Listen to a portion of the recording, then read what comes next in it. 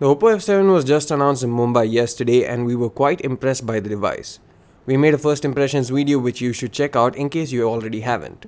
Despite being sold at a premium over the Redmi Note 5 Pro, comparisons would naturally be drawn between both the devices, and this video should help you get a brief understanding on what to expect before the F7 hits the market.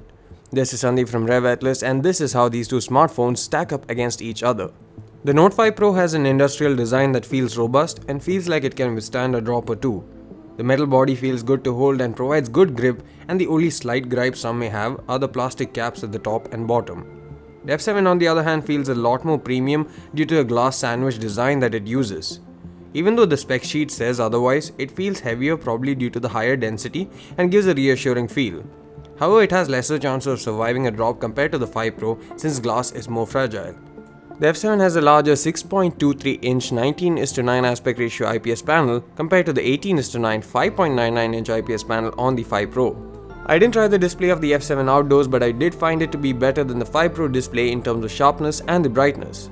It has more pixels, 2280 vertical pixels compared to the 2160 pixels on the 5 Pro due to the wider aspect ratio, but one thing many may or may not like is the notch.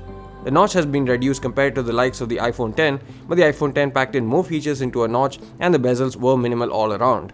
The F7 on the other hand has a bottom chin and yet has a notch at the top.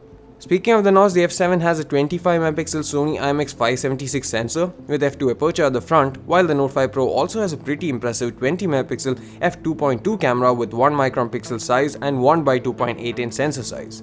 At the back, the Note 5 Pro gets a dual camera setup with a primary 12MP camera with f2.2 aperture, 1.25 micron pixel size and a secondary 5MP depth sensor with f2 aperture and 1.12 micron pixel size.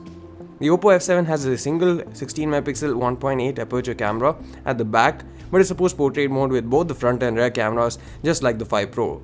As we have seen in the Pixel devices, a proper implementation can give better results in portrait mode with a single lens than even dual camera devices. We know the Redmi Note 5 Pro has a great set of cameras and most smartphones even higher up in the price ladder can compete with it. However, the F7 surprises us with the results taken at the venue.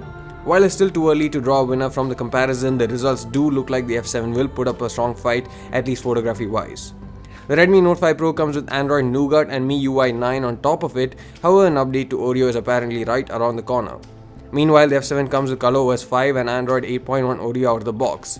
5 Pro is powered by a Snapdragon 636 chipset and comes with 64GB of storage and either 4 or 6GB of RAM. The F7 also gets similar options of either 4 or 6GB of RAM but gets 64 or 128GB of storage respectively and is powered by a MediaTek P60 octa-core processor. The Note 5 Pro has a hybrid dual SIM slot, but the F7 gets a triple SIM slot with a dedicated microSD slot. Both the devices feature micro USB ports at the bottom as well as face unlock and fingerprint scanners at the rear.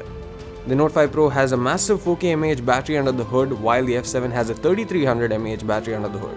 While it remains to be seen as to which performs better, chances are that the Note 5 Pro will be the endurance champion among the two.